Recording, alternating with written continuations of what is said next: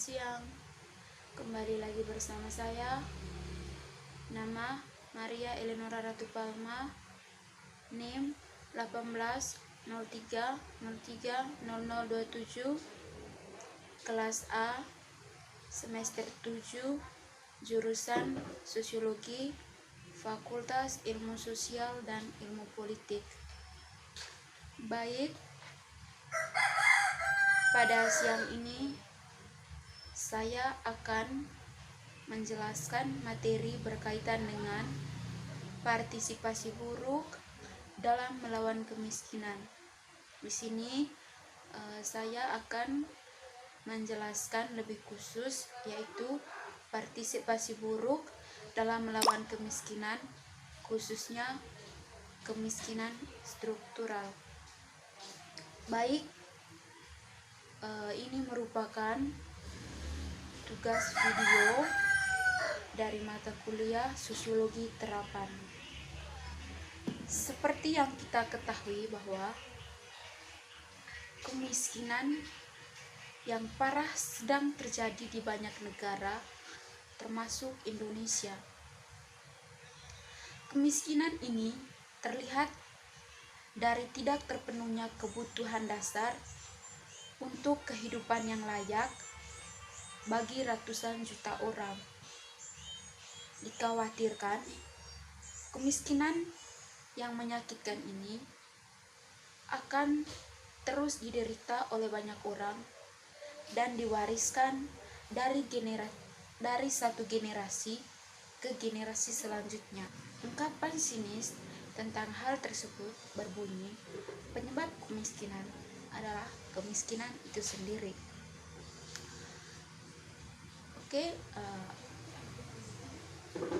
Maksud dari pernyataan itu adalah ratusan juta orang miskin pada generasi ini akan mewariskannya kepada keturunannya.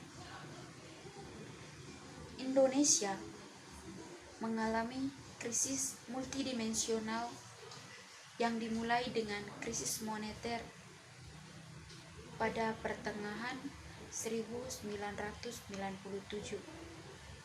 Krisis ini mengakibatkan kaum miskin di Indonesia jumlahnya terus meningkat dengan pesat dan juga tingkat kemiskinannya semakin parah.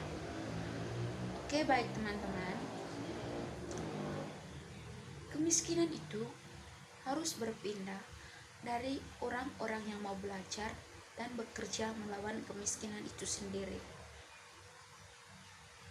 Kita ketahui bahwa kemiskinan itu melibatkan seluruh aspek kehidupan manusia.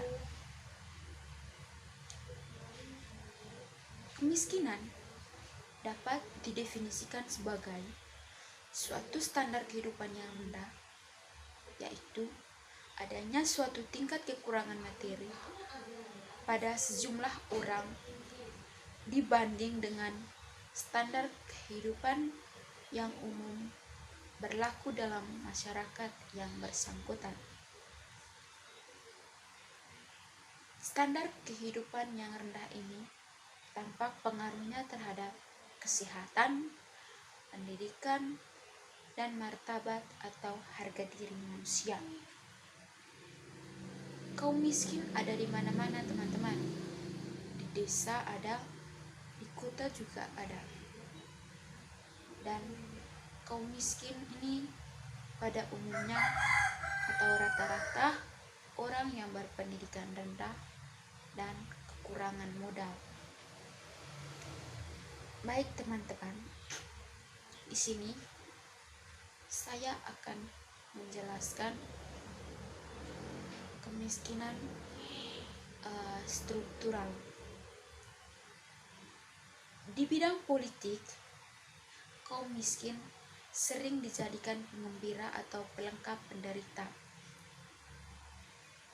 Teman-teman, maksudnya di sini bahwa kaum miskin dijadikan pengembira ketika pemilu berlangsung dan pelengkap penderita setelah pemilu selesai, di mana nyatanya banyak partai politik yang memboyong kaum miskin ke berbagai lapangan, khususnya lapangan terbuka, untuk mengikuti acara-acara partai, di mana di sini kaum miskin merasa terhibur karena mendapat sedikit hiburan dan banyak pidato, di mana pimpinan partai membuat kegiatan seperti ini sebagai sarana menanamkan kesetiaan kepada massa, sekaligus menunjukkan kepada pihak lain bahwa mereka punya banyak pengikut. Baik, seperti yang kita ketahui, kaum miskin menjadi orang penting bagi pemimpin partai sekali dalam 5 tahun. Ke pelosok-pelosok desa, orang miskin didatangi dan dirayu baik dengan kata-kata maupun dengan santunan oleh pemimpin partai. Namun teman-teman, apa yang terjadi? Segera setelah wakil-wakil rakyat yang terhormat dilantik, kaum miskin pun ditinggalkan. Mereka dilupakan seolah-olah tak pernah ada. Kalaupun sebagian dari kaum miskin itu ingin menemui wakil-wakil rakyat yang pada waktu kampanye sering datang mengunjungi mereka, para wakil rakyat ini telah menyediakan 1001 alasan untuk menghindar. Apalagi kalau kedatangan kaum miskin itu membawa permasalahan. Kalaupun mereka dapat bertemu dan berdialog dengan wakil rakyat, tidak dijamin aspirasi mereka akan diperjuangkan. Kemiskinan struktural ini diakibatkan oleh berbagai sebab, di mana kurangnya modal, rendahnya pendidikan, kurangnya kesempatan kerja, dan berbagai penyebab lainnya, di mana hal ini semua dapat menyebabkan kemiskinan. Teman-teman, tidak hanya menjelaskan materinya saja, tetapi saya akan menunjukkan kepada teman-teman contoh video atau parodi berkaitan dengan kemiskinan struktural. Selamat menyaksikan. Bapak sekalian, Selamat siang, Ibu. Baik, pertama-tama puji dan syukur kepada Tuhan karena kita semua masih diberi kesempatan sehingga Bapak dan Ibu semua bisa hadir di tempat ini. Sebelumnya, perkenalkan nama lengkap saya, Penny Tamian, saya berasal dari Kempo. Jadi Bapak dan Ibu sekalian, tujuan saya datang ke sini bahwa pada periode 2020 sampai 2025 saya akan mencalonkan diri menjadi Bupati Manggarai Barat ini. Bapak dan Ibu sekalian, ketika nanti saya akan dipilih menjadi Bupati Manggarai Barat ini, ada beberapa hal yang Bapak Ibu sekalian perlu tahu.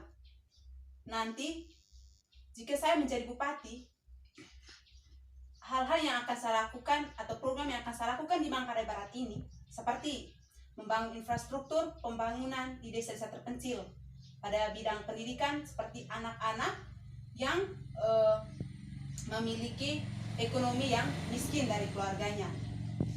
Pada desa-desa nanti saya akan salurkan bantuan sosial misalnya ya Bapak dan Ibu sekalian, untuk mensejahterakan Bapak dan Ibu sekalian.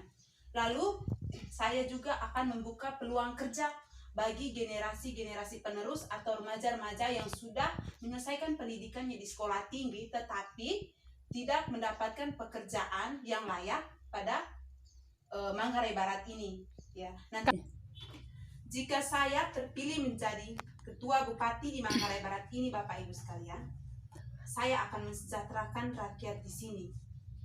infrastruktur, pembangunan di bidang ekonomi, pendidikan, prioritas utama yang akan saya lakukan di Kabupaten Manggarai Barat ini. Siang Ibu, sekian dan terima kasih. Permisi. Ya, silakan masuk. Selamat siang Ibu. Siang juga. Silakan duduk, Bu. Selamat siang Ibu. Iya, selamat siang, Bu. Mohon Ada bisa maaf. bantu? Mohon maaf ya Ibu. Mohon maaf mengganggu waktunya Ibu. Tujuan saya datang ke sini untuk melamar pekerjaan di sini. Boleh saya minta datanya, Bu? Ya Ibu. Terima kasih ya, Bu ya. Tunggu sebentar ya, Bu. Ya Ibu.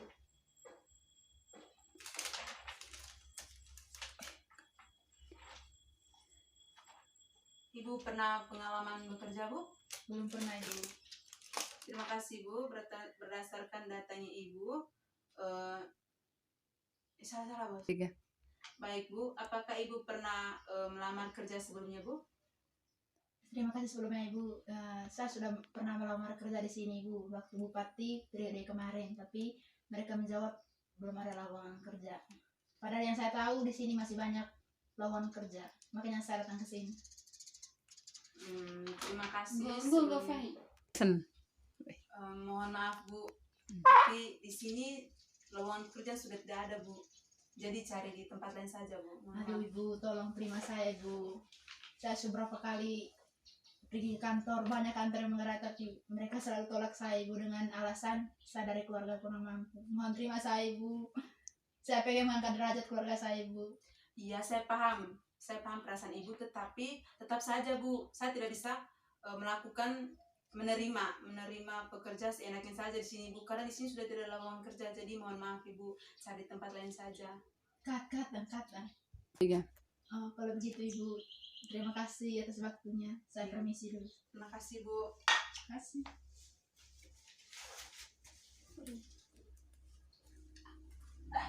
Siang Tante. Iya sih ya. Ellen. Buat apa Tante? Ini ada urus beberapa data dari masyarakat. Kenapa datang ke sini? Tante, saya mau kerja di sini, bisa? Coba Tante lihat kamu punya datanya. Tante kan tahu saya hanya lulusan SMA Tante. Iya, tidak apa-apa Ellen. Kebetulan Tante belum ada asisten. Kalau kamu bersedia jadi asisten Tante, tidak apa-apa. Mulai besok kamu bisa bekerja dengan Tante. Terima kasih Tante. Iya, tapi persyaratannya kamu tetap semangat ya, kerja keras ya, bantuin Tante, oke? Ya Tante. Iya. Makasih Tante. Iya, Ellen. Salam buat ini ya, Bapak Mama ya. Oke, permisi Tante. Iya, Ellen. Baik teman-teman, di akhir video ini saya ingin berpesan bahwa jika kita menjadi seorang pemimpin teman-teman, kita tidak boleh menyombongkan diri. Kita harus saling menghargai, saling membantu sesama itu penting teman-teman. Jangan karena kita menjadi orang besar, orang kecil kita rendahkan. Dan pada intinya kita harus saling membantu dan saling menghargai. Baik, sekian video dari saya. Semoga bermanfaat.